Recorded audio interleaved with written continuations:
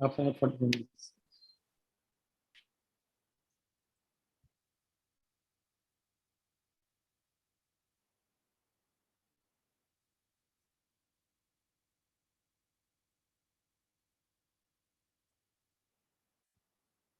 Hari Om. A very warm greetings from CME CT Kannur, and a very good afternoon to one and all joined here. Welcome you all to the first online teacher training program for the faculty members of Chinmaya Colleges, Kannur. Teachers have one of the most challenging jobs in the world, and in order to perform at their best, they need training, motivation, also periodic mental, emotional, and spiritual revitalization. Our trust, CME CT, always assists teachers in this area. With this motive, today CME CT is hosting a teacher training webinar on the topic Redefining Excellence in Teaching Learning, Insights from Within Higher Education, which will be delivered by the most authentic and competent person, Professor Dr. Beena Giridharan, Dean, Office of Learning and Teaching, Curtin University, Malaysia. Let's begin the program with the blessings of our Pujya Gurudev Swami Chinmayananda. I invite Ms. Ramya MK, Head, Department of Commerce and Management, Chinmaya Arts and Science College for Women, to render the prayer. Ramya, over to you. Manobhutya hangara chittani naham naja shotra jihve naja grana netri naja vyoma bhumir natejo navayu chidananda rupa Shivoham, Shivoham, Shivoham, Shivoham. Hari Om. Let me now invite Ms. Anita Haridas, HOD, Department of Computer Application, Chinmaya Arts and Science College for Women, to deliver the welcome address. Over to you, ma'am. Thank you, Ramya. Our Pujya Gurudev says, start by doing what is necessary, then what is possible. And suddenly you will find yourself doing the impossible. Any teacher who dedicates herself doing what is necessary and possible in a consistent and accountability system can identify and determine the type of capacity that needs to be built in them. Thereby, the teacher accepts the responsibility for the quality of student learning. And especially in the digital age, where new skills and learning environments are demanded, what are the best ways for us to succeed in this new educational paradigm shift? Let us listen to Dr. Beena to learn about the measures in redefining excellence in teaching learning. With this note, let me move on to my duty. On behalf of CME CT and all the three institutions, with all due respect, I welcome Sri K.K. Rajan, Chief Sevak, Chinmaya Mission Kannur, who is always the strong pillar of our educational campus and for his vision in taking the institutions to the next level. I welcome you, sir. With immense pleasure and pride, let me welcome the speaker of the day, Dr. Beena Giridharan, Dean, Office of Learning Teaching, Curtin University, Malaysia, who is a recognized global leader in higher education. I welcome you, ma'am.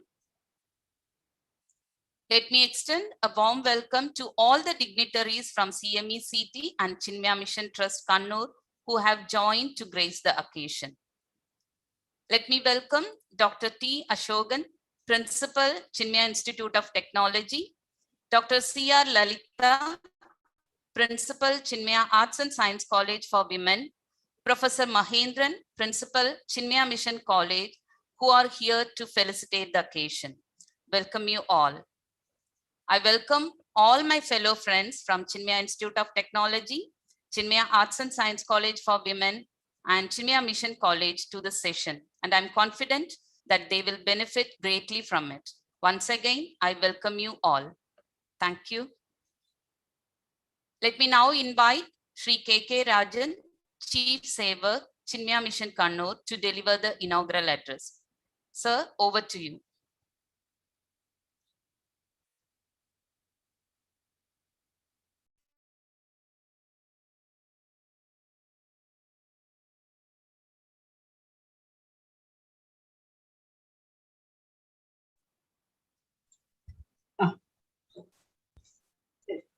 Hari Om.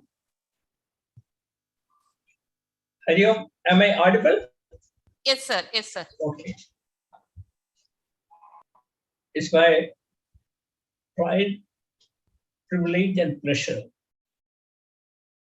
to welcome Professor Beena Giridharan for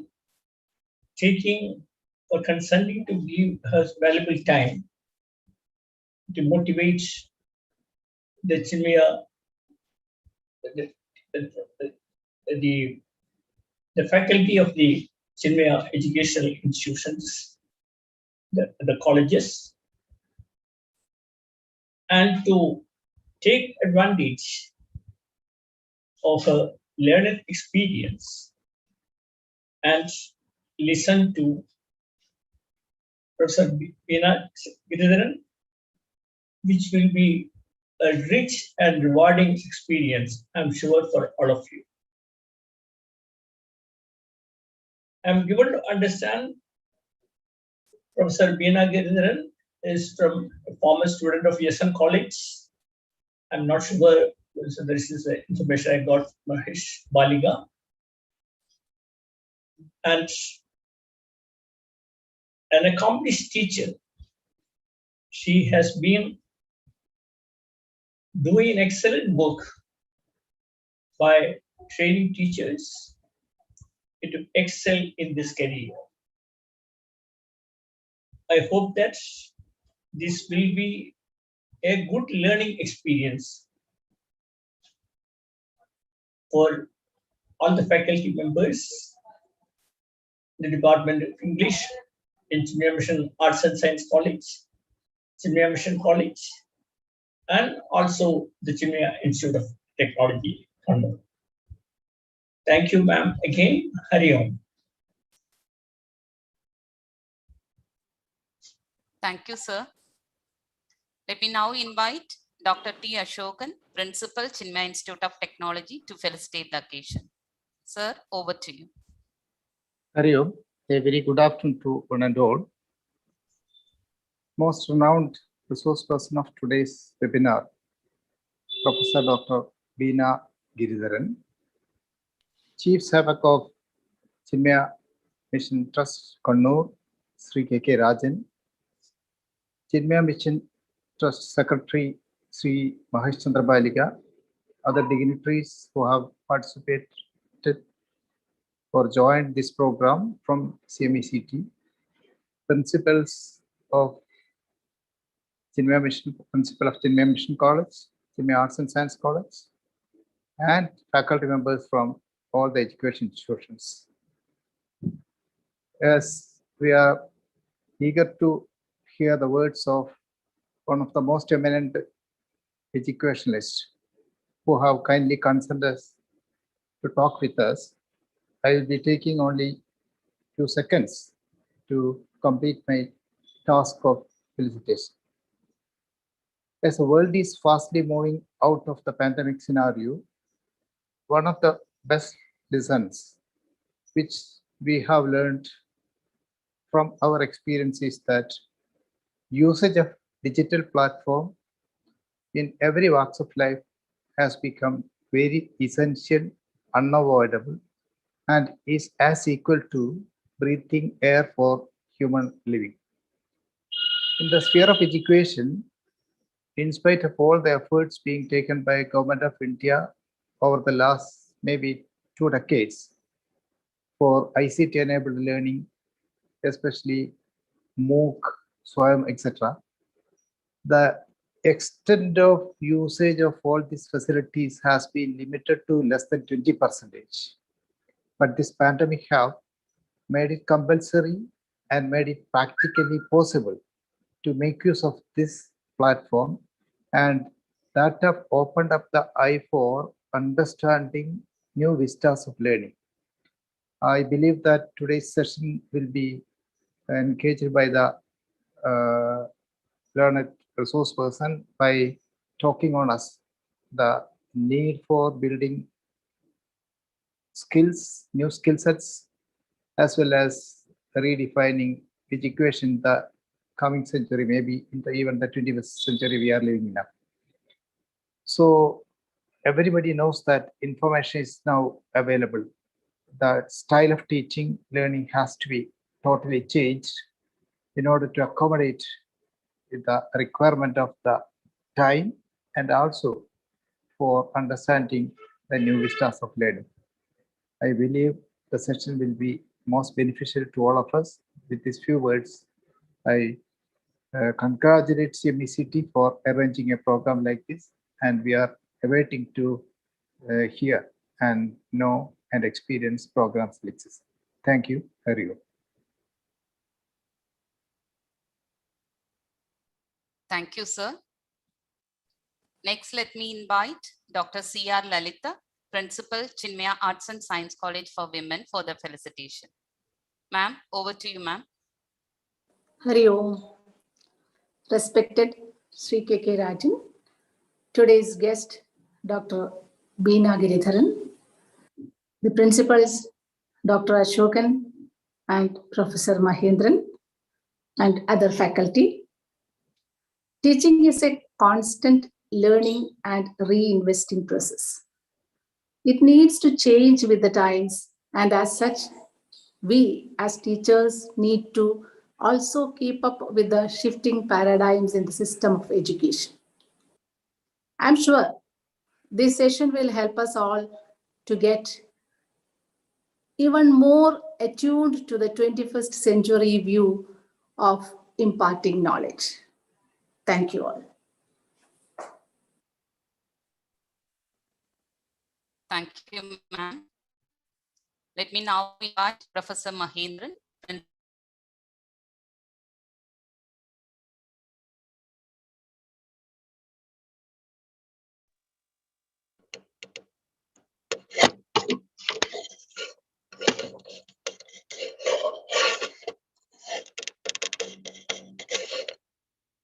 Oh, audible, Anita? Is it audible? Yes, sir. Yes, sir. Oh, okay. Hari Om.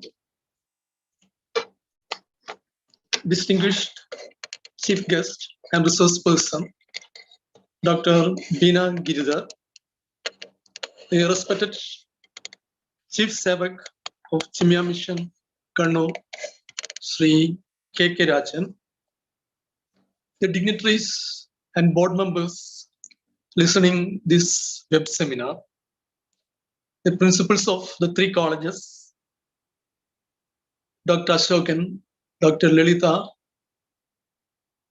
Srimati Anita Haridas, the chief coordinator of the program, the faculty members, dear participants.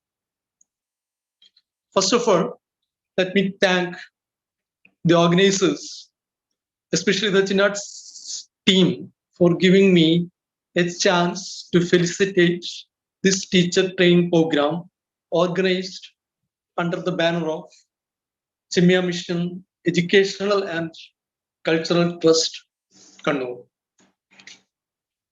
From the synopsis of the resource person, I guess the seminar or teacher training program is for teachers to face 21st century learning environments and to achieve excellence in learning and teaching. No doubt, 21st century learning and teaching at present is very, very tough with coronavirus pandemic. Due to global pandemic, world made difficult decision to shut the doors of educational institutions, forcing an abrupt and nearly universal shift to distance learning or digital learning that proved disruptive for teachers, students, and parents. I think all of us know something about National Education Policy 2020, recently launched by Government of India and is now under implementation stage. This policy aims to transform India's education system by 2040. For 21st century, I believe we require a value-based integral education model, a value-based integral education model. By value-based integral education, I mean integrating human values with secular knowledge. As teachers, what we provide now to our students is nothing but the secular knowledge. In value-based integral education model, a student spent 60% of the time on intellectual activities, that is on theories, experiments, research, projects, seminars, etc. And 40% of time on activities related to the integral education dimensions. Integral education dimensions must include devotional or spiritual dimension, cultural dimension according to the nation, the physical or sports dimension, service dimension. What we lack today in educational field, in our educational field, is these dimensions. This type of integral education develops students into a holistic individual who are socially responsible, professionally sound, and spiritually aware, and embodying the 5 human values of truth, peace, love, right conduct, and non-violence. This type of education, I think, it redefines excellence in teaching and learning and makes students to become self-reliant in their chosen field. And in due course, I hope this will make the so-called Atma Nirbhar Bharat. So with these few words, I wish this teacher training program to be a grand success. Thank you. Now it's time for the most exciting talk by Dr. Beena Giridharan. To introduce the speaker of the day, let me invite Ms. Reshma Sridharan, Assistant Professor, Chintech. Reshma, over to you. Hari Om. It's my pleasure and privilege to introduce our guest of the day, Professor Dr. Beena Giridharan. Dr. Beena Giridharan is currently the Dean for Learning and Teaching at Curtin University, Malaysia, after completing a 5-year tenure as Deputy Pro Vice Chancellor. In her role, she gives particular focus on academic operational efficiency. About her educational qualification, she attained a doctoral degree in Applied Linguistics and Education from Curtin University, Western Australia. She has a first-class master's degree in English language and literature. Her research and academic interests include vocabulary acquisition in ESL, higher education practices, and ethno-linguistic studies in indigenous communities. As a member of Office of Learning and Teaching Australia, she has investigated leadership roles in transnational education and internationalization of the curriculum. Dr. Beena Giridharan is a fellow of the Curtin Academy and also a fellow of the Higher Education Research and Development Society of Australia since 2006. Talking about her awards and achievements, Dr. Beena Giridharan won the 2006 Carrick Australian Award for University Teaching and the 2006 Curtin University Australia Excellence in Teaching and Innovation Awards. She was a visiting professor at the Virginia Commonwealth University, USA. She is a recognized global leader in higher education and is appointed as Country Director, Malaysia for International Higher Education Teaching and Learning, USA. Professor Giridharan is a research supervisor at Curtin University with successful PhD and MPhil graduates. She is an associate editor for the IFOR Journal of Education USA and Journal of Literature and Librarianship USA, and a reviewer for a number of international journals in higher education.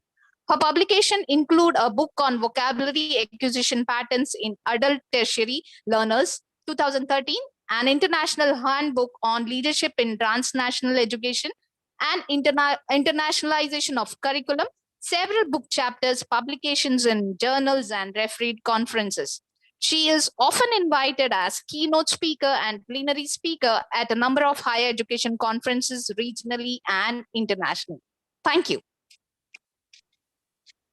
I thank Mahendran sir for his felicitation and Reshma who has introduced the speaker. Before we begin the session, few instructions to the participants. Please keep your mic muted and please post your queries in the chat box. An attendance and feedback form will be posted in the chat box to confirm your participation towards the end of the session. Now, with pleasure and pride, let me invite Beena ma'am to begin the session. Ma'am, over to you.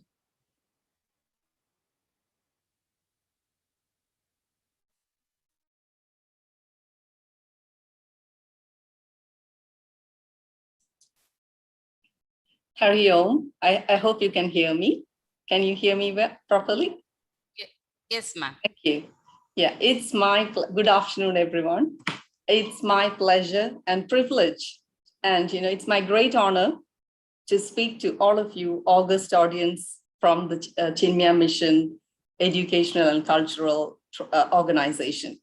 First of all, let me express my gratitude to the Board of Management, Chinmaya Mission Educational and Cultural Trust, Mr. KK Rajan, Chief Sevak of the Chinmaya Mission Trust, Kannur, Mr. Mahesh Balika, the Secretary, Prof. Sanitha Haridas, the Head of Department of Computers at Chinmaya Arts and Science College, Mr. Vinesh Rajagopal, the Joint Secretary of Chinmaya Mission. Thank you for linking me with the management.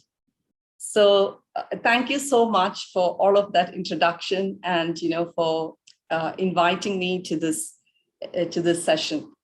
I just wanted to spend a couple of minutes first to just reflect on, I'm very honored and I feel really emotional to be speaking to you all because I'm from Kannur originally. And I left, it's quite a number of years since I have left and lived overseas.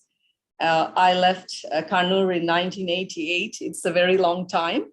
And I have been living in a few countries, with my husband. And I had the opportunity to continue my studies. I had a master's degree from Calicut University. And then I was fortunate to be able to continue my education. I continued with a postgrad in research in education at Curtin University, as well as a PhD in applied linguistics and education. And I've had the opportunity to work in a few countries. And today I'm not really, thank you for, telling that I'm an expert and so on. We continue to share practice, and I hope I will learn as much from you as you might, learn something from me. I wanted to show you a picture of my beautiful campus in Malaysia. Just to introduce my university, Curtin University is a university that is based in Australia, and I have been seconded to the Malaysian campus. And I've had the opportunity to be on the Australian campus as well. And we have a huge campus. But as Mr. Mahendran said, the pandemic has, forced us to move online. And, gradually we hope that we can come back. The situation is getting better in Malaysia, but we haven't really gone back fully to campus. So we are continuing to deliver our programs online. And it's all the more important to understand, the context in which we work and to adapt, to be adaptable, to be agile, to be flexible in understanding what are the needs of our students. To me, one of the most important things that we do or we should do in teaching is to keep students at the center of the institution. Students are the heart of the university. So everything that we do should be to improve student understanding, to enhance their learning experience, and at the same time, get rewarded when they do better. So today's session, obviously there is a lot that we can talk about. It was very challenging for me to pick a topic, but I wanted to focus a little bit on excellence in learning and teaching, because that's what drives university education. So in today's session, what I'm trying to do here is to share some understanding on the importance of continuous professional learning of staff who are engaged in teaching at a tertiary level. And also to acknowledge, the different types and styles of learning and teaching practices and assessments that support the learning process. And finally, I will try to share some best practice and examples and different learning modes, and also the importance of recognizing and rewarding excellence and leadership in learning and teaching. So let me just begin by sharing a few pictures of some parts of our campus. The campus in Malaysia is set on a 1,200 hectare land. It's a huge land, and we have dedicated faculty buildings. So this is a new building, the Faculty of Engineering and Science, and I'm just going to give you an overview of the whole. It's a drone picture of the campus. We have a huge lake in the middle. So you can imagine, it is so sad that, students can't be there at the moment. We have given access to students who are doing PhD, who need to use labs, etc. But it's a really controlled environment. We hope to get back at the end of October. So fingers crossed. All right, now I wanted to say something. The quality of education is only as good. It cannot exceed the quality of teachers or teaching. So I think this is a really seminal thought that we need to keep in our minds. So when we talk about the quality of education, it is only as good as the quality of the teaching experience and the quality of the teachers. So let me just show you a picture of the entire spectrum of what we do as teachers. So if you look at it, you place students, student engagement, student achievement, and well-being at the center of everything that you do. And then we talk about, all the concentric circles and different divisions of what we do. At university, obviously, we can't just focus on teaching. We have to do research. We have to engage with the community. We have to contribute to industry, government. So at university and post-secondary education, teachers have much more higher responsibilities. So when we talk about excellence in teaching and learning, we are looking at evidence-based, high-impact teaching strategies. What will work? What can we try out? And what are the best ways to engage with our students? So these are all, really reflective thoughts that we have to be thinking about. So teaching is a planned activities. And, I am preaching to the converted. I know that, all of our teachers, we've had excellent teachers. I've had excellent teachers on the shoulders of whom I'm standing now, So we know that we've had excellent teachers, and they did what they needed to do at the time when we were growing up. And we need to do the same. We need to do what our youngsters need today.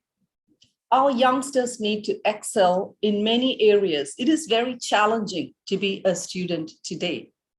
So we have curriculum planning. We need to look at assessment. We are looking at practice of excellence, etc. So the other thing is about creating a safe environment for learning, for giving them the space to grow.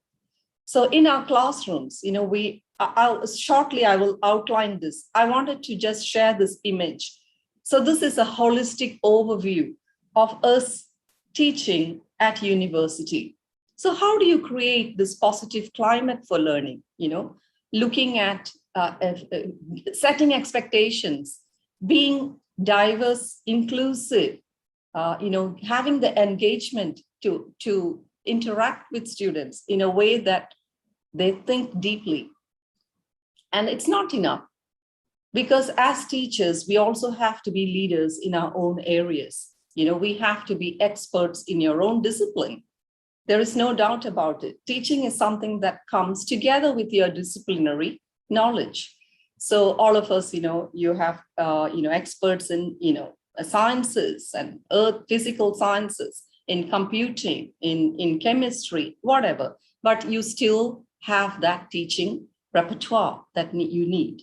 So the instructional methodology that you use and the resources that you use, what is the values and mission of your own organization? So all of that actually feeds into this professional leadership of learning and teaching. And finally, we can't leave other stakeholders. Everybody is a stakeholder in education. So you have students, you have parents, you have industry, you have the education community, you have government. So understanding this whole view will set us in the right direction. So let me just break this down further, because this is a huge image that I think is useful to understand. So when we look at student achievement, engagement, and well-being, so I'm just breaking this down. It's just the same image, but I've broken it down to bring a focus to your better understanding. First of all, when we define excellence in learning and teaching, what are the important elements that we need to think about? We need to think about, the development of staff. A lot of people enter, teaching in higher education, not really trained.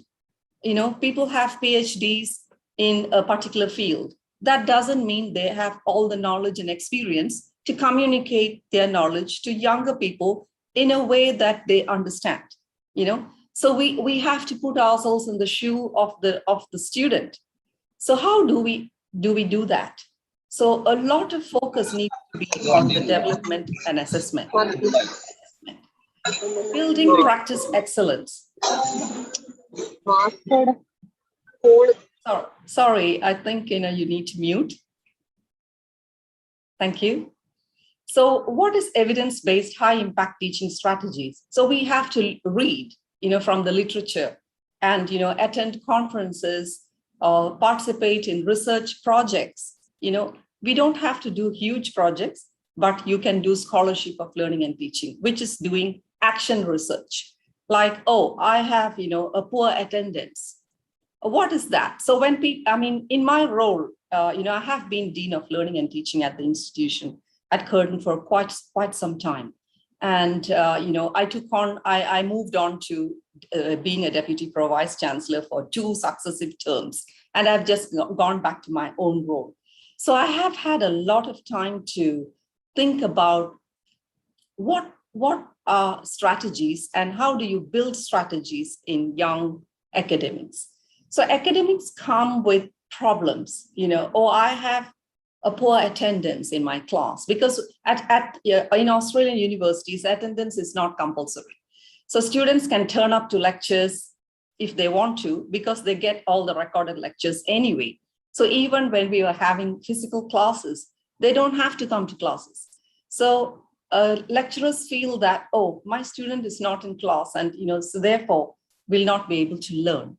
So, they come up with a lot of problems. I have students who don't want to speak in class, or I ask questions, nobody answers. So all of these are good areas to do some research. What you need to do is that find colleagues who have experienced the similar problems, So you come up with a problem and then understand it, write a small proposal, a research proposal, and maybe the organization might give you some funding to do research on this topic. And that's one of the areas in which you understand your own role as a teacher and you can read and gather in-depth knowledge when you start as an academic. And also, you need to be evaluating impact on learning. So how do we evaluate impact on learning? Obviously, there's many different ways. First of all, how much do your students understand? It is not enough to be the best learner in your own class. Sometimes teachers are the best, most hardworking people in your own classroom. That is not needed at university. At university, our roles are to be facilitators. You don't need to be the sage on the stage, but you need to be a guide on the side, so that they can grow. So you put the highlight or the floodlight on students, so they feel more responsible, and give them lots of tasks to do their work. So evaluating impact on learning, how can you do that? Obviously, you look at passing grades, you look at how your students are performing. You can do feedback. We have systematic feedback on every unit that we teach or every module that you teach. So we have feedback on classes, on lectures, on labs, on particular, individual teachers. Those reports can go only back to the teachers, and the unit report goes to, the university. So these are all ways in which you can see. So from time to time, you need to reflect and think about your own teaching. What is the impact of my teaching? What difference did I make in the lives of students? So your students can graduate and go out into the world. But at the same time, you need to make that experience a very meaningful and enriched experience, so that they feel so proud and they keep coming back to your university. Alumni are the best people to support the university and the organization. So next is creating a safe environment for learning. First of all, we know that students learn in different ways. No two students are identical. Everybody's got strengths. And obviously, if people are from education background, you would have heard about multiple intelligences. People are intelligent in different ways. So we need to acknowledge that. And after 18, everybody is an adult, and their mental faculties are fully developed, and they can learn anything. So I think that, like in the United States, you don't have to come from a science background to enter medicine. You can have a degree in arts, and as long as you are able to enter medical school and have the grades, and that's fine. So as adults, you can learn anything. Anybody can learn anything. You can teach a person anything. That's the philosophy. So it's also important to understand the health and well-being of the student. So creating safe environments for them to feed back to you. When you discuss a topic, ask for suggestions, ask for feedback, ask for comments, give them time to reflect. So when you ask a question, there is a rule, like a 1-minute rule. So you ask a question and you wait for 1 minute at least before you give the answer. So things like that, so these are simple things, but it creates a positive climate for learning. You also need to set expectations. Everything's not going to be a smooth sailing, but we never start a unit saying, oh, this is the most difficult unit in the entire course. You never start like that. You have to say that, you need to put in your 100% if you want to gain the most out of this unit. So setting expectations and promoting. And if you set expectations, quite often students rise to that occasion. They will feel like empowered. They know that, yes, I want to do my best. I think this is a good discipline. I'm so interested in understanding more about it. So intellectual engagement and making them self-aware at what they could do, So this is very important.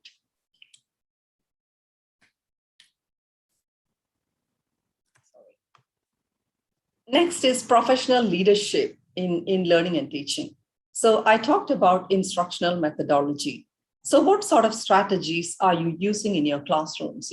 You can do so many different things. And I have some slides later on some strategies that you can use. Like you can have role play. If you are teaching like a business unit, you want to talk about how you arrange a formal meeting. So you can have students doing a role play in front of the class. You can have, like a quick discussion. You can pair two students in groups and make them discuss very quickly on a particular concept and ask them to present it to the class. So things like that make them more responsible and, it's more efficient. Shared leadership. So that's what we say about shared leadership. So it's equally important to give that element of leadership to students as well. And you do also need to look at strategic resource management. Yeah, where do you get your resources? Obviously, we have all this prescribed curriculum, but now the content is ubiquitous.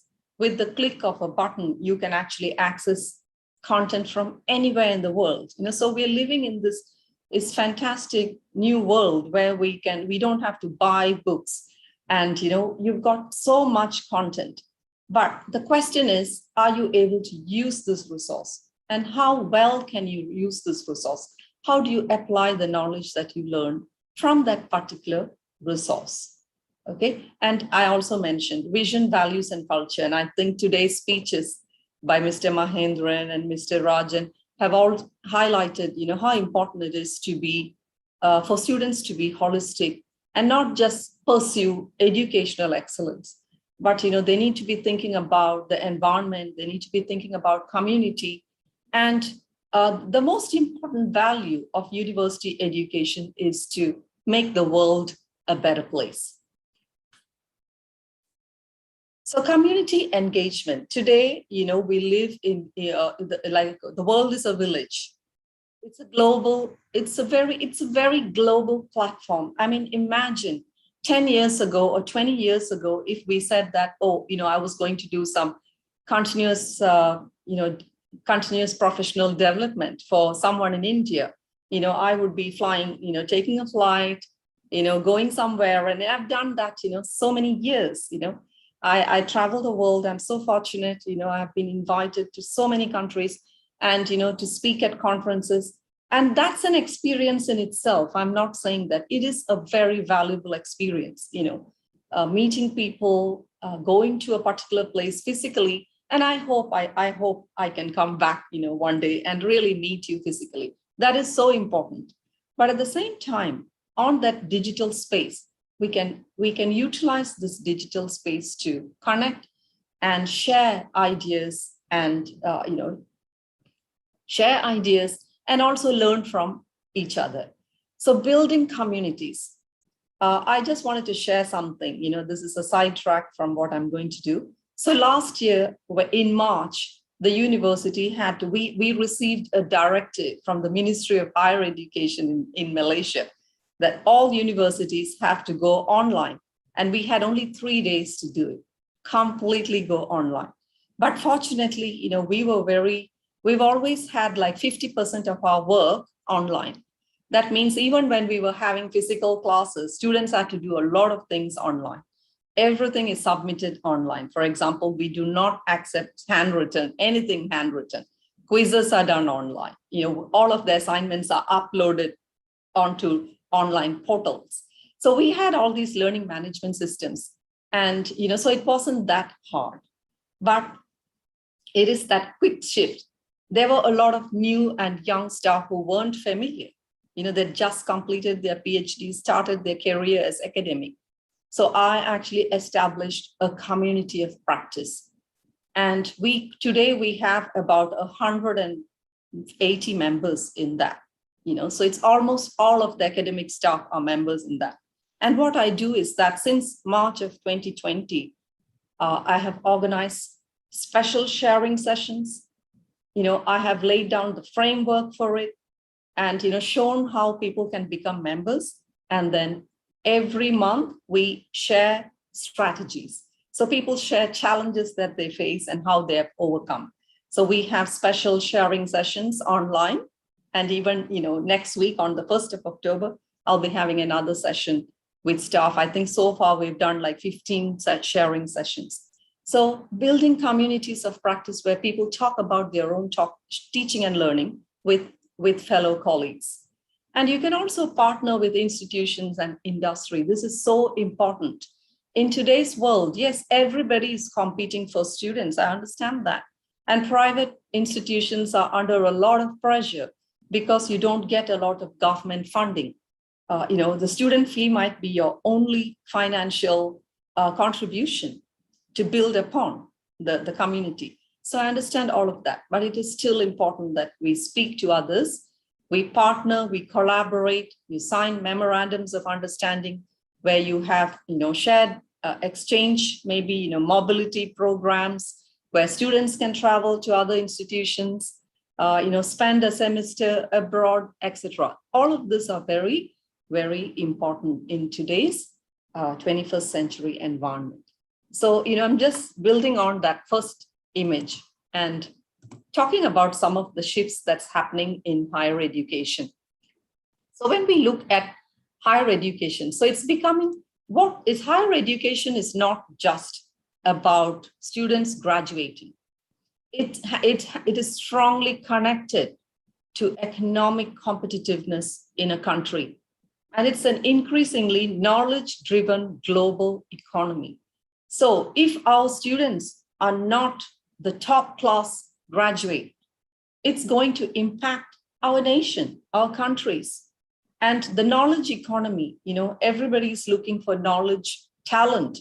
So this is why, talent is always taken away from countries. And I think, we know that India is, one of the most talented countries where people's talents are all taken away. I think, I think all of us know that. If you look at IIT graduates, most IIT graduates are just taken away from India because they know, institutions and organizations know how good they are. So we need to improve opportunities for our own graduates. So the imperative for countries to improve employment skills.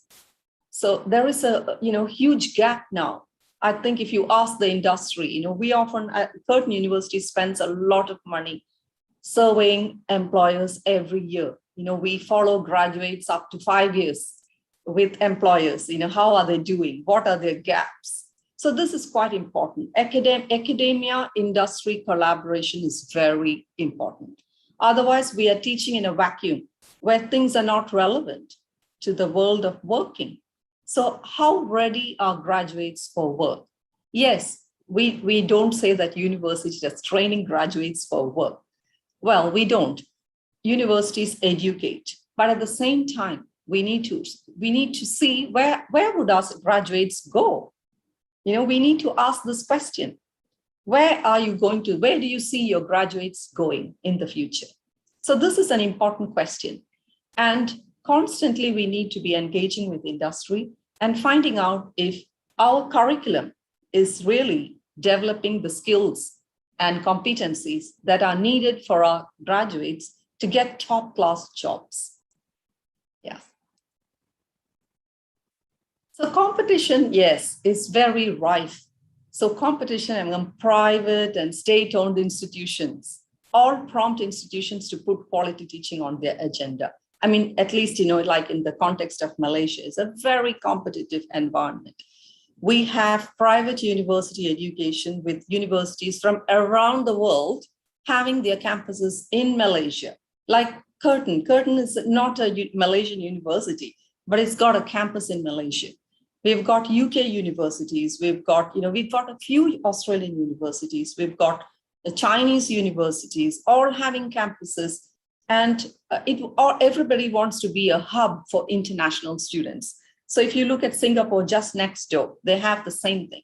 So everyone is competing. And now even Malaysian government universities are competing for international students. So that is the kind of competition that is being faced in higher education. So yes, we are all under pressure with quality assurance agencies. So we have, I think I just heard Mr. Mahendran, who said that, a national education policy 2020 has been, established, and it's going to transform the education scene of India. This is very good news indeed, and institutions need to welcome. And I'm sure you've got a lot of qualifications agencies that are, looking at coming for audits, and this is actually all very good for the institution. So quality assurance agencies are, like we come under a lot of pressure. For example, we have to comply with the Australian higher education agency called TEXA. At the same time, we have to be compliant to the Malaysian qualifications agency, MQA. Unfortunately, we are a self-accredited. We have self-accredited university status, which means we have to review all of our courses internally. And only once in 5 years, the big qualifications agencies would come to campus and look at everything, look at every single bit of work that you have completed. So yes, they might be a bit annoying, and the influence is very controversial. They are quite prescriptive, but they do a good job in putting the institution on their feet towards excellence. All right. And, sorry, if you have any questions, please, you can type it into the chat box. And, I hope I have sufficient time to do Q&A with you. I really welcome feedback. So this is, I'm just going to put my resources at the bottom. So if you're interested, you can, and I will share a copy of my slides with Professor Anita later. I can send a copy of my slides with you. If you think they're useful, please do use them. Okay, so when we're talking about 21st century learning, and what is this big paradigm shift in higher education? What's happened in this higher education space? Many things have happened, right? So we've had the convergence of technologies. That's one of the biggest. The advancements of technologies have been the single most influential impact on higher education. So if we don't use technology, our students are not going to learn. So we need to make technology part of the learning. So everything, they need to have, at least a few units, a very core units in technology as part of their curriculum. I talked about global competition. We are in the middle of global competition. It's no longer, countries come to you, or you are in different countries. So your institution is in different countries. I'm just reflecting on my own experience, So we have all of the curriculum developed in Australia, but we have campuses in so many countries. So the largest campus is in Malaysia. We have a campus in Singapore. I go to Singapore, to do academic training for staff there sometimes. We have a campus in Dubai. We have a campus in Mauritius. And, we might have a campus in Sri Lanka soon. So universities are everywhere, and different countries go to, they are in different countries as well. So there is a huge change to learner profiles. The student that's coming into your class today is not the student that was in your class in the year 2010. For example, in your class today, everybody is less than 20. That means, they were born after 2000. This is the age, they are digital natives. They were born in the era of the internet. So we need to understand, their need to be connected to technology. They want learning to be social.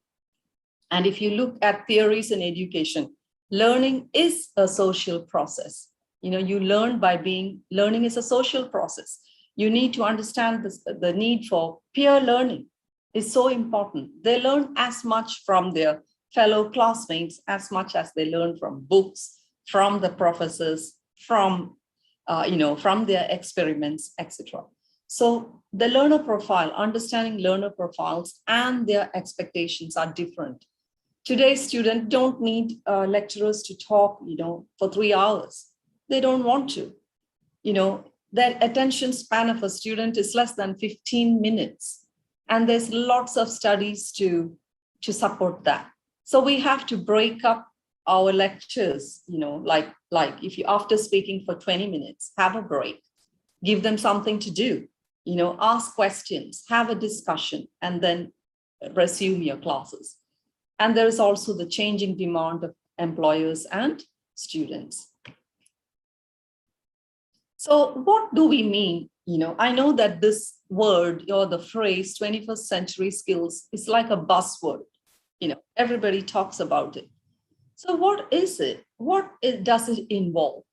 So it is a well accepted construct.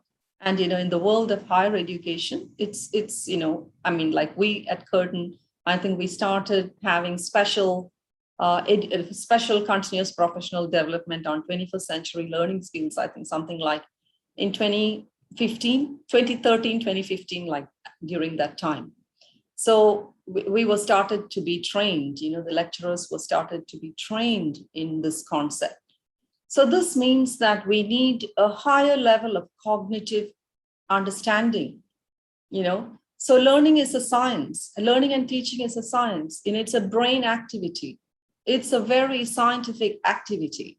So we need higher levels of cognitive understanding. We need to understand interpersonal skills, intrapersonal skills, which have become very relevant to the global economy. So I have some slides around this topic, which I'd like to spend, a couple of minutes on, and I'd like you to just take in that sort of paragraph that I put there from Woot and Roblin, So let's just look at this table and, to go deeper into this 21st century. What is 21st century construct? So this is a deeper learning domain and related competencies. So we talked about, I talked about cognitive domain, interpersonal domain, and intrapersonal domain. What is this? What is the meaning of cognitive domain? So in cognitive domain, you are talking about deep content knowledge. Yes, we can never move away from disciplinary knowledge. Obviously, that's very important because that's what your profession is going to be. I mean, students in engineering, if they didn't understand, the concepts and content of engineering, they're not going to be able to grow their knowledge. So obviously, you need to have the disciplinary knowledge. That is always there. Then, together with it, critical thinking and complex problem solving. So just knowledge alone is not useful. What are you going to do with that knowledge? That's the question. So how do you apply knowledge? So getting students to apply knowledge constantly. So today students don't have to memorize formulas. At our university, we give them whole books. Like they have a maths exam, they get a big textbook of just formulas. So nobody needs to memorize formulas. That's become really outdated because you can, at a click of the computer, you can actually get at the workplace, you don't need that. So but the application questions are very deep and really need to bring their knowledge beyond the classroom, beyond the textbooks. So critical thinking and complex problem solving, because the world has problems and we need our young graduates to solve problems, so they need to learn that from class. Now, then we're talking about the interpersonal domain. We need our students to be communicative. Communication is the key to everything. If they have fantastic ideas, but they don't know how to communicate that idea, it's such a waste. It becomes lost. So obviously, I think in the curriculum now, and I know that in India as well, there are very dedicated units to communication. So communication is a core unit in every sphere. Like we have engineering communications and psychological communications. In the medical sciences, they have communications and also collaboration, because nobody lives, no man is an island. Nobody lives alone or has succeeded alone. So we need to get them to work in teams. So teamwork, so to develop interpersonal domain, students need to have examples of how to work in groups. You need to be able to submit an assignment in groups. And, peers need to assess each other so that they can become supportive teams in the future at the workplace. So work integrated learning, I think, if you may have come across that phrase, that's quite important. Work integrated learning, that's very important. WIL, that is what we call it. And then we move to intrapersonal domain. That means within. It's within, right? Intra means within. So metacognition is one of the most important phrases that occur. What is metacognition? Learning to learn, So very agile. You can learn, like I told you, like a person above 18 has a fully developed mental faculty. They can learn anything. So how do you get them to learn? But obviously they need direction and having an academic mindset, getting students to be in an academic mindset. That means always giving them readings, giving them referrals, oh, I'd like you to read, and also bringing authentic learning into the classroom. Like you talk about, a case study and a case study that applies to your profession. So this is, a bit of a framework for understanding 21st century learning. And I have another slide that I want to go a bit deeper into the cognitive domain, interpersonal domain. So let's look at it. So what happens, so you're now actually having a recursive journey within these domains. So in the cognitive domain, we talked about, yes, content, deep learning content and critical thinking and problem solving, etc. So what happens? Yes, what do we do when we assess students? We test their recall ability, their ability to recall knowledge. That's very, obviously, I think all of you know about Bloom's taxonomy and all of that, all of the levels in learning. So recall is, very low level. We don't need them to recall everything. Recall doesn't really, it is not a test of intelligence. Yes, it's comprehension and just a bit of in foundational knowledge. Application, that's really good. The minute students learn to apply, they will remember everything. And then we have analysis. Analysis is a much higher order thinking skill. And then we have evaluation. Evaluation is one of the highest skills. And obviously nothing can beat creation. So when we create knowledge, I think like when we, someone does a PhD, that's creating new knowledge, right? Someone gets a PhD because they have contributed to new knowledge in that field. So this is the way cognitive domain grows. So you have comprehension, recall, application, synthesis, putting together different pieces of information together. So we call that synthesis. So the ability to synthesize information from multiple, sources, that's a skill. So putting together a term paper, an assignment, a research paper, that's a much better way of assessing a student rather than a 2-hour memorized exam, So creative thinking, evaluation, and of course, we can't run away from information literacy in today's world. So this is an underlying core unit that should be embedded in the entire curriculum. So no matter what a person learns, they need to have that digital information, a fundamental digital literacy unit embedded in the curriculum.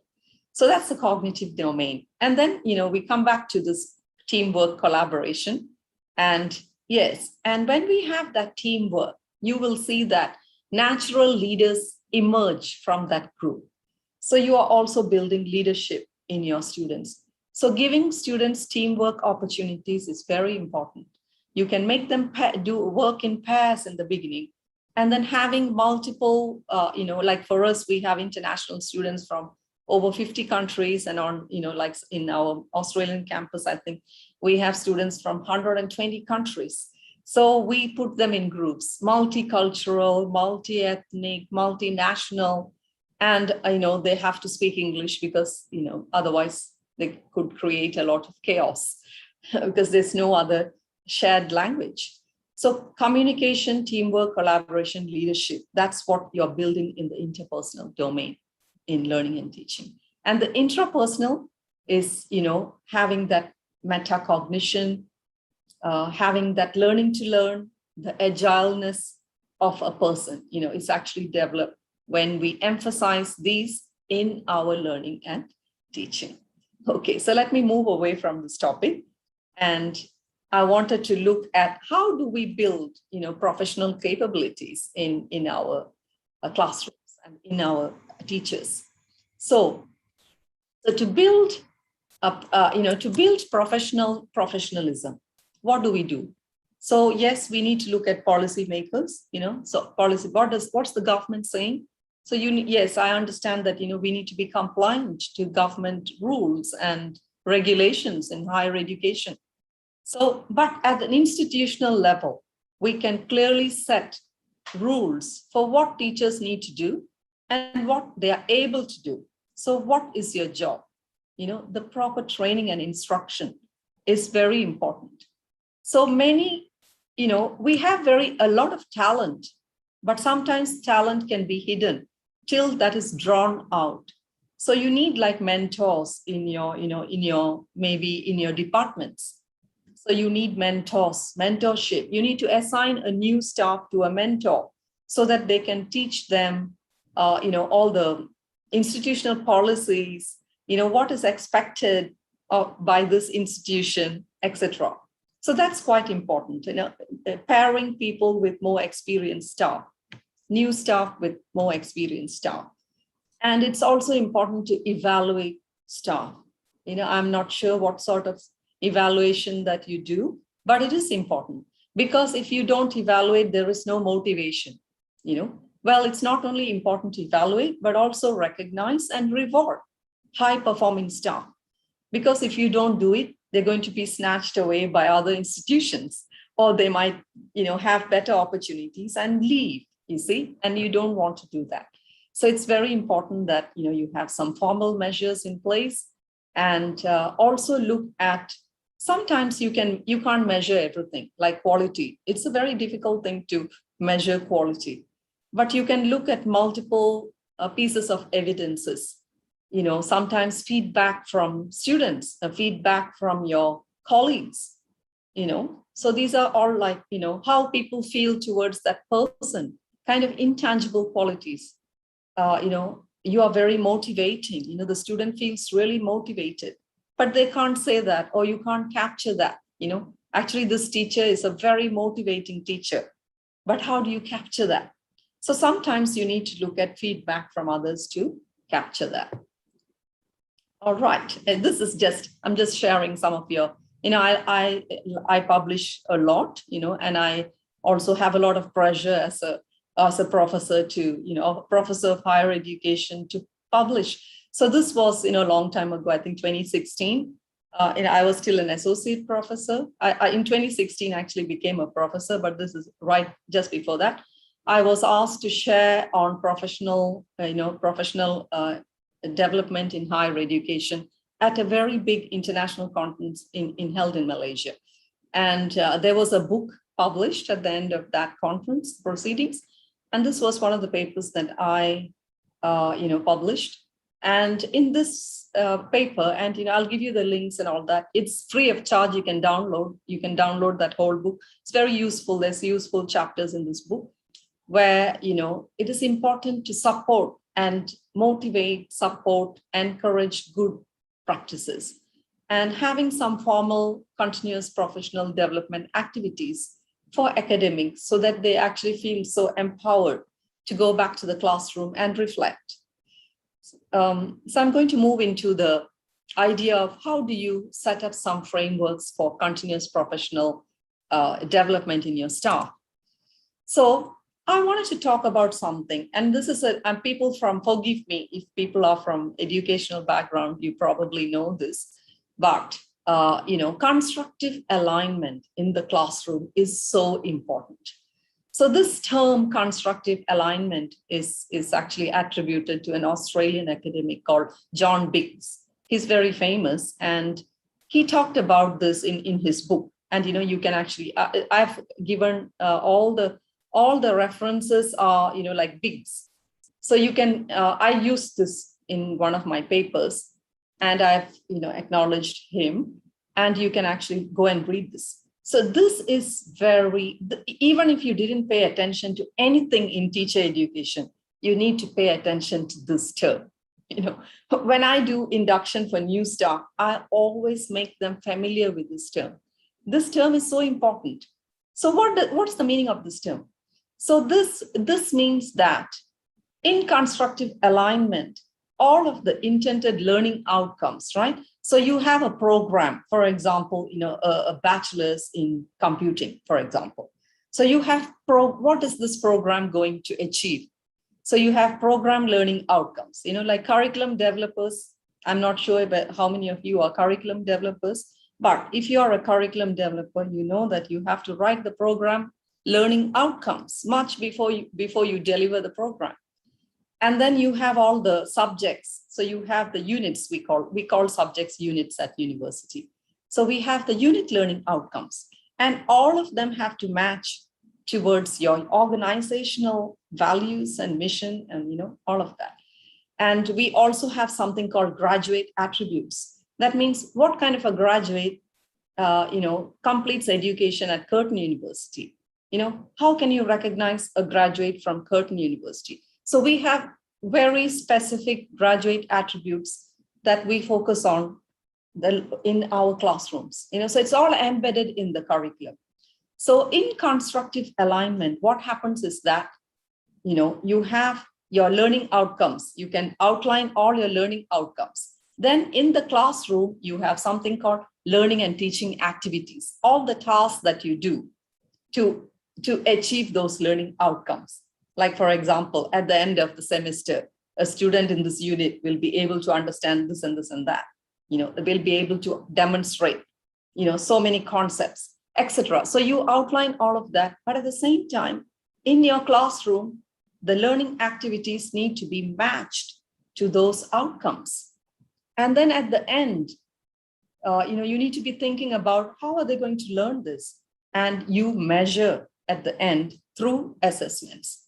So in constructive alignment, you have learning outcomes. You know, you need to understand what the learners need to know at the end of this unit.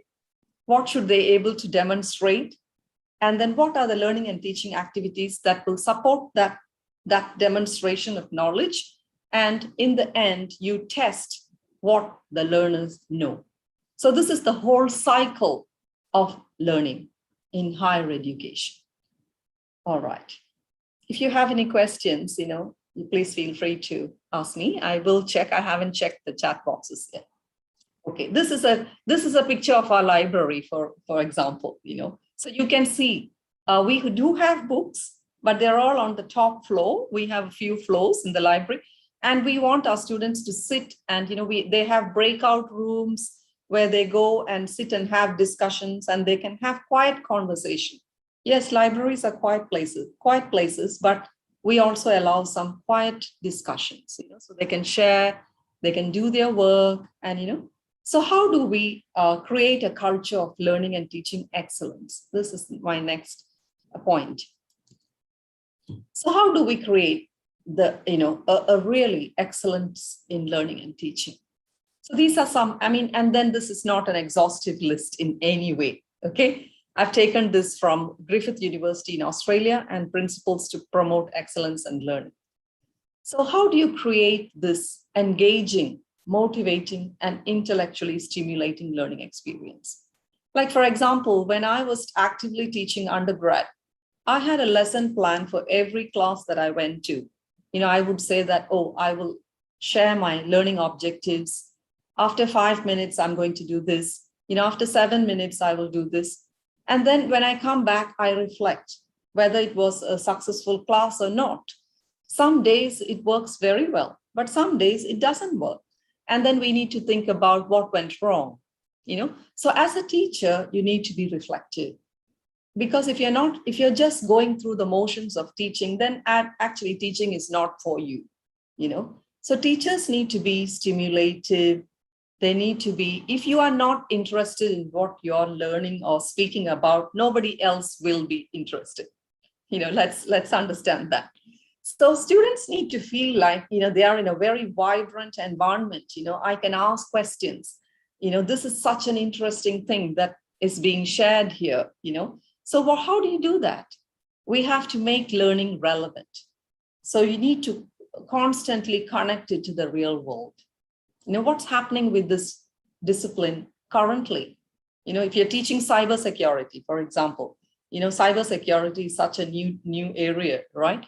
I mean, we've just introduced a bachelor's in cybersecurity, and even the lecturers are struggling to keep up with the changes in curriculum because it's moving at such a fast pace.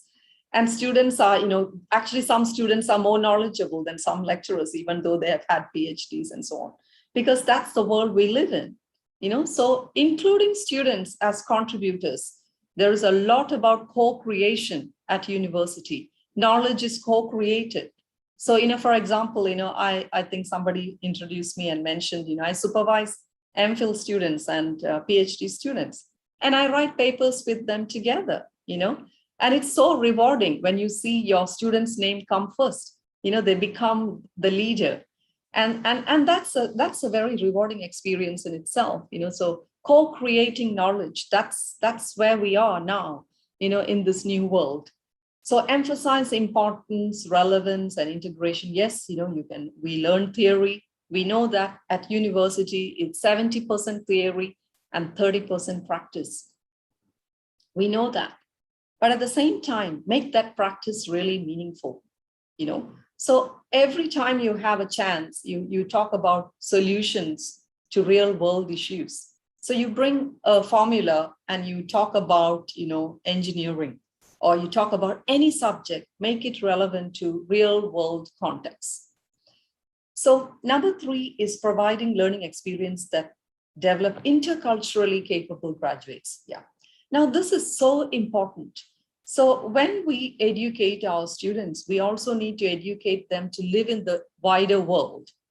So having that communication skills, having the ability to stand up in front of an audience and do a presentation, talking to governments, talking to industry, CEOs, etc. This is so important in today's world. And also making them ethically responsible global citizens. That means, they work in a very ethical manner. No matter if anyone's watching or not, it doesn't matter. They have that ethical integrity to do their duty with great responsibility. So all of that actually they learn from teachers.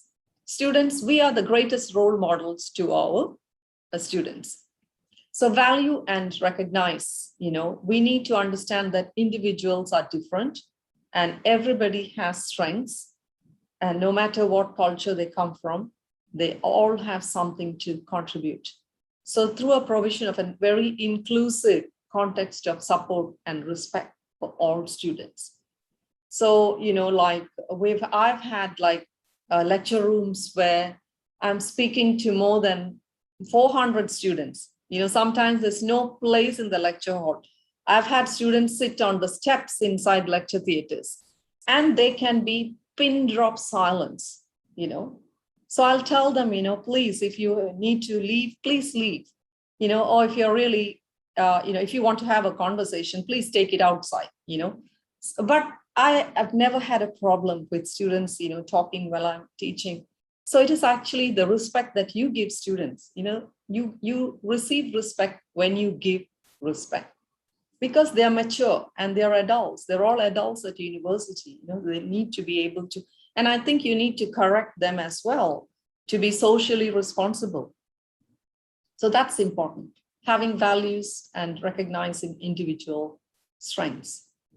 And of course, we have all opportunities to enhance the learning experience. If we look at the curriculum, we need to be reviewing curriculum constantly. I'm not saying throw away the whole thing. No, at the end of every semester, you look at feedback from colleagues, you look at feedback from students, and we also include feedback from industry. Like we have something called comprehensive course review. That means every 3 years, a course is completely reviewed, and it's given to employers, it's given to industry specialists for comment. And then we look at the ways of measuring as well.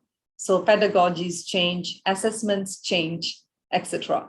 And we also continuously improve teaching practice through professional development, and critical reflection. So you give them a lot of evaluation, like I'm very happy that today you've got an evaluation sheet. So I hope that, you will get some good feedback on how I could improve. I could have done this much better if I'm in a face-to-face environment. And, if I'm doing a workshop, I would do this completely differently. But, I'm doing a seminar, so it's a lot of transmission, one-way transmission, forgive me. But, I hope we have a chance to have a Q&A where we are actually speaking to each other. Okay, so if you are setting up a continuous professional development unit, so what do most universities do, at least as much as I know in Western universities? We focus on improving the skills of teachers in 4 areas. One, we need to know that their knowledge is really deep. They have the sufficient knowledge of their discipline, and they are constantly updating by reading and publishing, etc. Their intellectual skills, they can disseminate, give seminars, or give sessions to staff, to other staff, not just to students. And then we also give like professional training. Sometimes staff may need a lot of support with digital skills, etc., and also transferable skills. So transferable skills are skills that are learned from you and taken away and by the graduates. So you can do inductions. At Curtin we have formal programs that staff have to do. No matter, even if staff have PhDs, etc., it doesn't matter, because they're starting new and they have to complete a lot of programs in their first or second year of work. Okay, so I'm just sharing some things that we do, in my Office of Learning and Teaching. So we have a series of continuous professional development programs are planned and implemented for new and continuing staff. We have, additional things for new staff, and we have continuing CPDs for, as we call it, for our continuing staff. That means, they're no longer new staff, but, they've been with us for 10 years, etc. So we usually start with induction for all academic staff, where we talk about, what is the main, pedagogy of learning and teaching at the university. For example, at Curtin, we have a student-centered learning and teaching policy. That means students are at the center of everything that we do. So in other words, you can say that it's an outcome-based education. So it doesn't matter how much of input you put in your teaching and learning. You should, but it is measured by the students' understanding. So your success as a staff is measured by the success of the students. So that's the philosophy that we have at our university. So this needs to be really understood in multiple levels. And then we have, for new staff, they have to complete something called Professional Learning Essentials, which is now online. It used to be face-to-face, but we have a lot of staff now, so it's no longer feasible to have it face-to-face. So it has already been online since the last 2 years. So it's completed over a semester period of about 12 weeks. That means 4 months. And they have to, in another 4 months, they have to do MOOCs. I think I heard Mr. Rajan talk about MOOCs. So this is massive online open courses that are done with multiple universities in Australia. So they have to complete this MOOC on assessments and learning in Australia for new staff. So these are some of the things that we do. And on top of that, we also have teaching observation, so a superior can go in and observe their teaching, and we give them feedback, and it's all done in a very collegial way so that the person feels supported. So this new staff feels really motivated and supported. And later on, we have to do peer review. That means it's not a supervisor, but it's someone like your colleague. They come and watch you teaching, and they'll give you feedback. And we have formal programs for that. So we also have like university learning and teaching seminars. So this is very regular. So we have multiple seminars in a month, and they're all centered around topics that are discussed in higher education globally. What's happening in the global space? So that's what we share in our sessions. And we also have sessions that are conducted according to the professional accrediting bodies. Like, for example, our engineering programs are accredited by Engineers Australia, and they have a lot of requirements. TEXA, I mentioned TEXA. TEXA is a tertiary education qualifying standards agency in Australia. Engineering Accrediting Council Malaysia, we have the Malaysian Qualifications Agency that asks us for so many evidences, so we have to do a lot of training in order for our staff to understand all of this. And additionally, we conduct international conferences in higher education, learning and teaching. In my role, I think I have been the chair of at least 4 conferences at our university international. And the next time we are planning for a conference next year, and definitely invite you all. I'll send you the flyer once it's done, and you're most welcome to participate. So what next? This is a beautiful picture of our campus in Australia, and I just wanted to share a little bit while we're talking.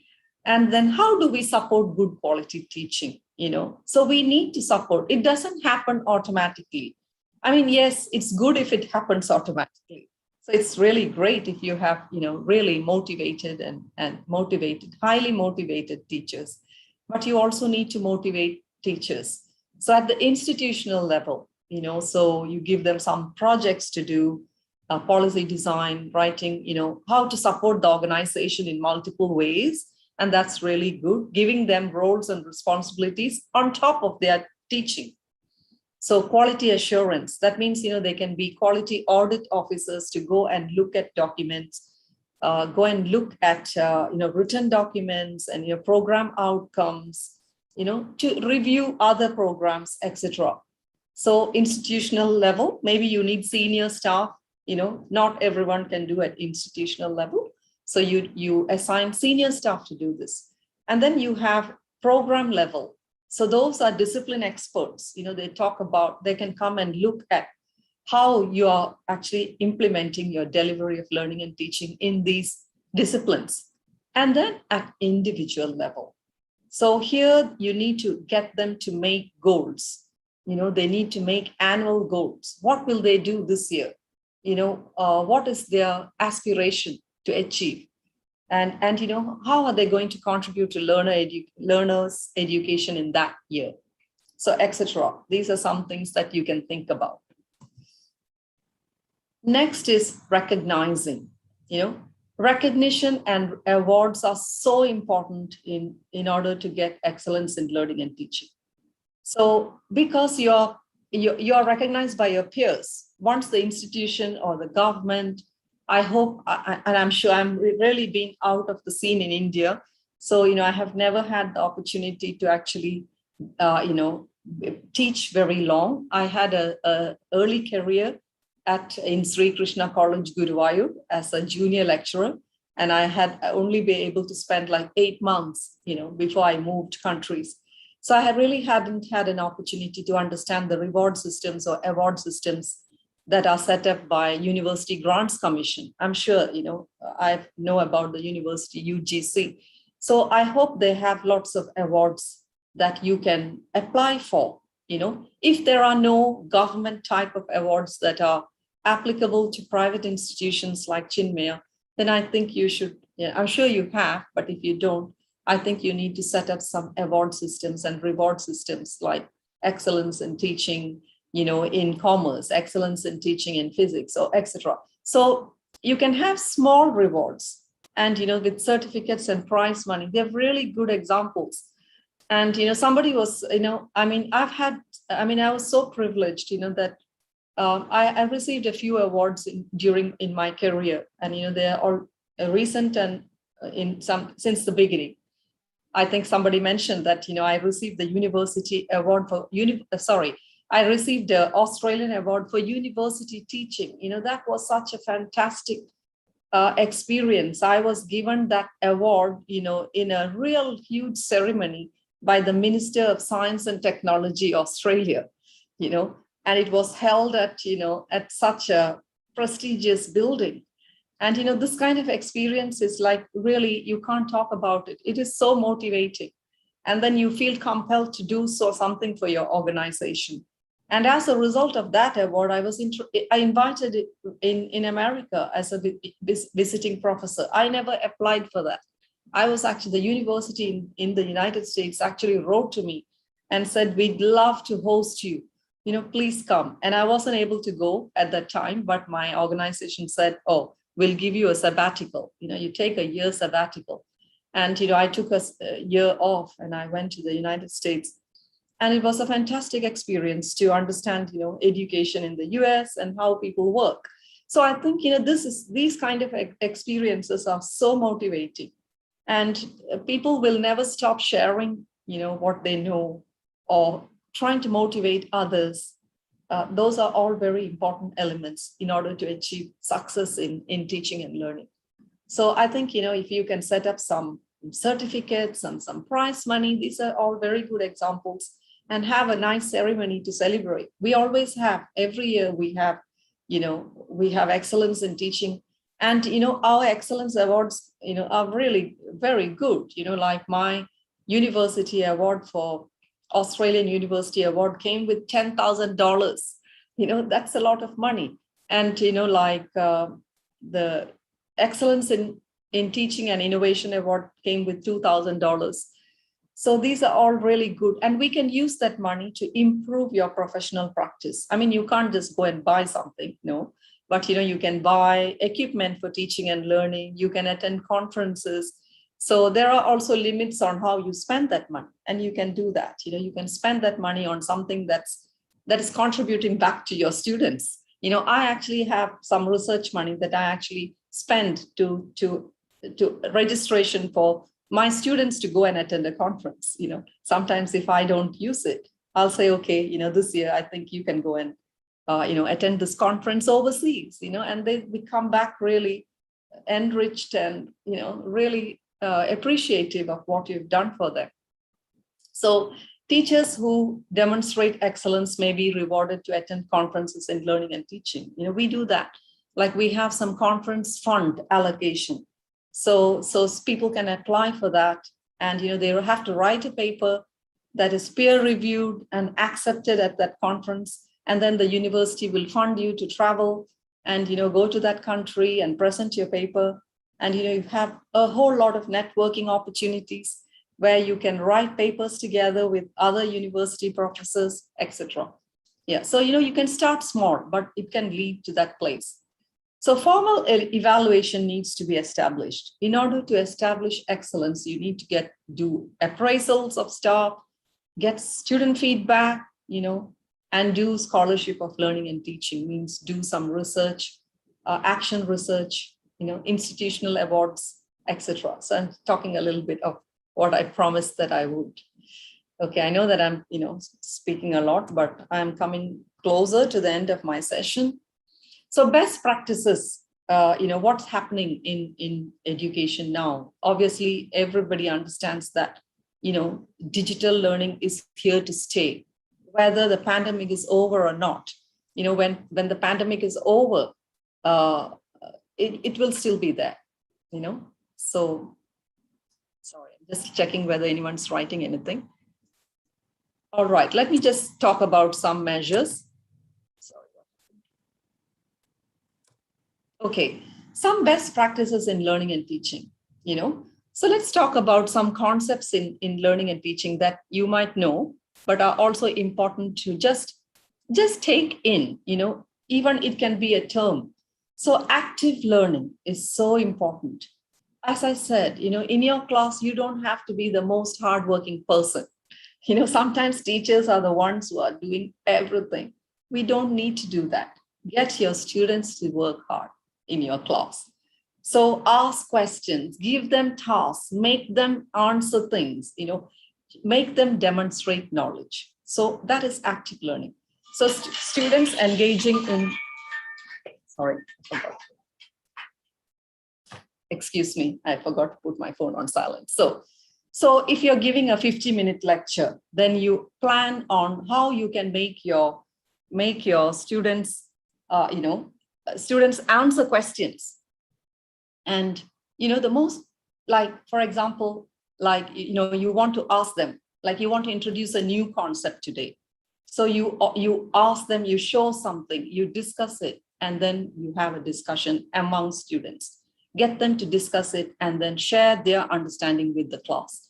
So this is active learning. They can do so many things, group activities. You can solve a question on the whiteboard if they have to. But get them involved, get them engaged. And, you create this environment where really they know that if they come to your class, they have to work hard. And, they have to evaluate their own learning and understanding by the end of that session. So you can do concept mapping. So get them to do concept mapping, like you give them an outline where they are filling in, fill in the blanks. So they have outlines that they have to fill in. And, they are all linking and connecting to the big concept that you are sharing. So you can make all that mapping, and you can give them a handout that is empty or it is partially filled, and then get them to fill it completely. So that's a very good strategy to organize information that's allows that this concept is associated with other things. So concept mapping is a very important way to gauge student understanding. The next thing is flipping the classroom. In fact, we are doing it now because of online learning. So what happens is that we actually give the students everything. We give them the lectures, we give them the handouts. They can look at yes. I know that we are running over time, but yes, we'll finish in another 5 minutes, I think. I'm coming towards the end of my session. So in a flip mode, we give them everything ahead of the session. So you can, if you have a learning management system, or now you can use Google Classroom, you can upload everything there. And when they come to your learning room, which is live, you actually interact and facilitate understanding. Then you have just-in-time teaching, peer instruction, etc. Sorry. These are some of our classrooms, so we have, really a break up, everything is in teams. So it's set up in a way that, we are students really engaged. Yeah, so I've now come to the end of my session. I'm sorry I've taken more time than I should, but we did spend some time, I think, with speeches and so on. So I'm now happy to take questions. And, thank you very much for listening to me. And I hope to stay connected with you all. So I'm going to stop sharing, and hopefully, I don't know whether you can all share your screen, or, please feel free to unmute and ask questions. Thank you so much for your patience. And I'm sorry if I have exceeded the time, but, I just got carried away, I think. Yeah, thank you so much. So please feel free to ask questions and, or give me feedback or comments. Thank you. I welcome feedback. Thank you very much. Thank you, ma'am. Thank you for a sweet, simple, and comprehensive idea on teaching learning process. Dear teachers, now it is open to you for the Q&A. Please post your queries, or you can even unmute your mic and ask.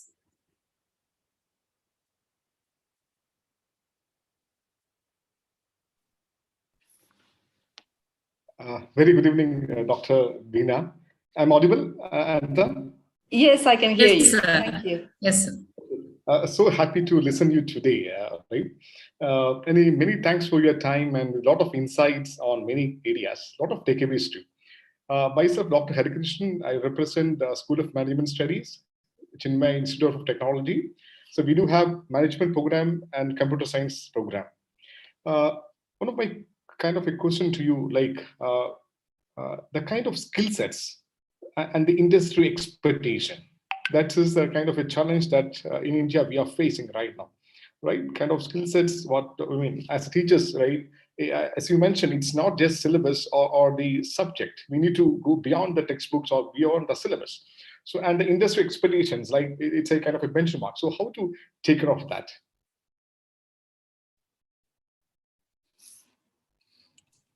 Yes, a very good question, and it's very relevant question. So Yes, I think one of the ways in which you can, understand more of the skill sets that your students need is to have, an association with a relevant industry in your area, and, please make a connection with the industry. It's so important. And students need to listen from industry experts. For example, no matter, we academics have, PhDs and so on. We are not in that. I mean, okay, in education, we are in that, we are in our field. At university, we are in our field. So we are the experts. But if you're talking about engineering, etc., we need to make sure that the students understand what are the competencies and skills that are required from the industry. So it's very important that you establish an industry advisory body in your institution. That means for us, for every faculty, we have something called an industry advisory board. So we have members, really captains of industry who are members of that board. So we invite them. I mean, they come for like board meetings, maybe twice a year. But more importantly, you invite, obviously you have your own graduates who are in industry. They are very good. Invite them back to your classroom. Ask them to give guest lectures, so you talk about how much of their knowledge are they applying. We have something called graduates coming back to university, that we have like every semester just before students graduate, we actually have just graduates who have like graduated 5 years ago. We bring them back to the university and we get them to talk to our graduating students. This is not at graduation time. This is way before they write their exams. And they tell them about how much they actually apply, how much of the knowledge that they have gained do they apply. If you talk to them, they will say that we are applying less than 30% of content knowledge. So everything else, like I talked about, like a content domain, yes, it's important, but the interpersonal skills, the intrapersonal skills, they are the ones that are most applied at the workplace. So when students hear from people in industry, they pay more attention to these skills, to these skill sets. The next thing is, once we hear from the industry that these are the competencies that are required, then we must make effort to have an opportunity for students to do that in class. For example, get them to do presentations often, so to improve their communication skills. So they also build up better understanding of the subject that they learn. So when you make students do presentations, stand up in front of class and present their knowledge, they become much confident. They become, more self-aware, which is so important, which is such an important skill in industry. Yeah, I hope I answered your question. Thank you very much. Absolutely well taken. The concept, like you come back to the institute, right, and meet our students. That is fantastic. That sounds great. And one more question to you, Dr. Beena. You said your institution is open for the faculty members and students. So I would like to explore further into this, right, and how to go about it, and or else we can have a separate meeting or mail exchange. We are open for it, right? And it's going to be a kind of a synergy for my team or our team at TeamTech, our team, institute, to tie up with universities and professors like you, right? So what we do is that we have partnerships, and we do have partnerships. Like, for example, the university is quite careful. We do partnerships at university level. So, and also at campus level. For example, we have partnerships with IIT Kharagpur, IIT Bhagalpur in India. We have a few, institutional arrangements. So if an institution wishes to be a partner, then we have like something called a memorandum of understanding, or, so we could, that's like one of like a formal level. But otherwise at informal level, we can introduce you to subject experts, for example. If you like you want to have a subject expert talk to you, etc., then you might get in touch with me, and I'll be able to help you, have a subject expert contact you. Yeah. Perfect. Thank you so much. Yeah, thank you very much. And I think I have a question here on how to make alumni more involved with, yes. How do you make, yes, this is a huge task, because and we actually have a careers office, so I mean, we have a something called University Life and Alumni and Careers Office staff who actually do this, because it's a huge task, but we value alumni so much because they are really they can contribute to the university and the organization so much better than anybody else. So I suggest that you start having a database, like before students leave, you start keeping track of where they are. And, we actually have a tracer study done, which means that 6 months after graduating, we actually find out if they have jobs, have they been employed, so we actually have a employability rate we have at the university.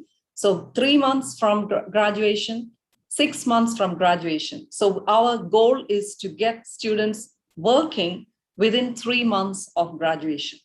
And it's fantastic because our graduation ceremony only happens the following year. It takes up to 5 months after a student graduates to come back to a ceremony, So most of our students are working by the time they come back to the ceremony. So we gather all their, who's the employer, what is their position, what's their salary, and we actually contact the employer to find out how they're doing. Are they contributing, what are the skills and competencies? And in this way, we have created a real demand for our graduates. Like, for example, we also have career fairs on our campus. So we have employers come to campus and interview our students before they graduate. A lot of our students actually get jobs before they graduate. So this is, this is a very good way of building up your institution's quality, of building up the reputation of your institution, So you can start small, start looking at your graduates. And then you have industry advisory bodies, you can have career fairs. And this way you get industry to come to the organization. And they come and ask for your students, before they don't have to apply. So, it takes time, obviously, like older universities, our university is about 50 years old in Australia. We still considered very young when we compare with other universities, but still it's a very modern, innovative university and works very closely with industry. So this is part of our success story, so, I can share so many examples. We have like Optus, which is the biggest Australian, telecom company, has set up this huge lab that's worth $5 billion on the campus. Can you imagine? Students have access to this kind of facilities, like Cisco. Cisco, we work with. Cisco is our partner. So we have all these industries actually on campus. So that takes a long time, but there is no, you have to think big in order to grow as an institution, in order to become the biggest quality institution in the region. And you can do that. I think in Kannur, you can do that, So get in touch with your alumni, collect information. You have to make sure that you're in touch with your alumni. Last year, we organized something called Alumni Homecoming, and we had 100 graduates come back from different places within Malaysia. We wanted to bring them from overseas, but we weren't able to. So we actually paid, okay, if we know that a graduate's doing so well, we actually paid for their air ticket, to come back. And they were like, they gave some talks to the other graduates they shared their success stories, So this way you can actually build up a alumni link. And we also have like closer to home, if they're domestic students, we have like a coffee morning. So we, set aside some funds for alumni to come back and share their expertise and, have a coffee with some of the students, senior students, etc. So you have some plan and framework for alumni, make a database, start, and we are in touch with all of our alumni, at least up to 5 years. So that's quite important, I think. I hope I have answered your question. Yeah. Do we have any other questions?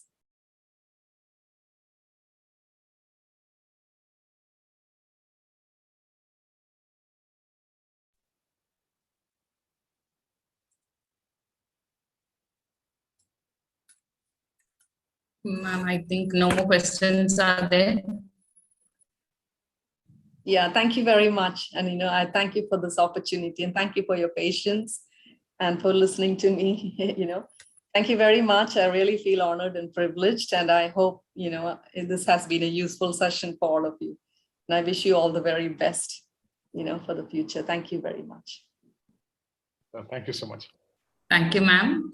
Let me now invite Ms. Beena K, Assistant Professor, Department of English, Chinmaya Mission College, to propose the vote of thanks. Beena ma'am, over to you.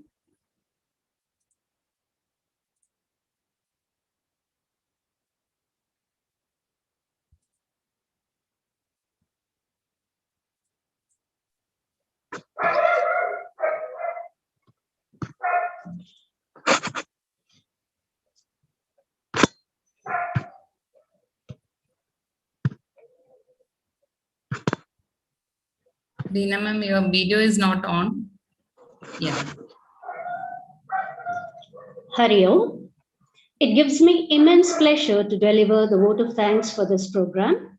First of all, on behalf of everyone, I would like to thank Honorable Chief Guest of the Day, Professor Dr. Beena Giridharan, Dean, Office of Learning and Teaching, Curtin University, Malaysia, for honoring this function with your inspiring thoughts. Thank you, ma'am, for making us understand the new skills in teaching and learning in the 21st century and enlightening all of us with your innovative ideas. Thank you once again. Next, I extend my sincere gratitude to Sri K.K. Rajan, Chief Sevak, Chinmaya Mission Kannur, for being a constant motivator and guiding force in all our endeavors to excel in the field of education. Thank you, sir. I sincerely thank Dr. T. Ashokan, Principal, Chinmaya Institute of Technology, Dr. C.R. Lalita, Principal, Chinmaya Arts and Science College for Women, Professor Sri Mahindran, Principal, Chinmaya Mission College, for addressing the gathering. I also extend my sincere thanks to Ms. Anita Haridas, Head of the Department, Computer Application, Chin Arts, for delivering the welcome address. I extend my thanks to Ms. Reshma Sridharan, Assistant Professor, School of Management Studies, Chintech, for introducing to us the chief guest of the day, Professor Dr. Beena Giridharan. Last but not the least, my deep sense of thanks and appreciation to all the participants attending the webinar. Once again, I thank you all. Thank you, ma'am. Participants, before leaving, please fill in the attendance and feedback form. Thank you very much and have a great weekend, everybody. I hope you have a great weekend. Thank you. All right. Hope to see you next time in person. Thank you, everyone. Take care. Thank you, ma'am. And on behalf of the Chinyats family, let me extend our sincere gratitude to Sri Mahesh Chandra Baliga, Secretary, Chinmaya Mission, and Sri Vinesh Rajagopal, Joint Secretary, Chinmaya Mission, for giving us an opportunity to coordinate the entire program. Thank you, Mahesh sir, and thank you, Vinesh. Thank you very much. Namaste.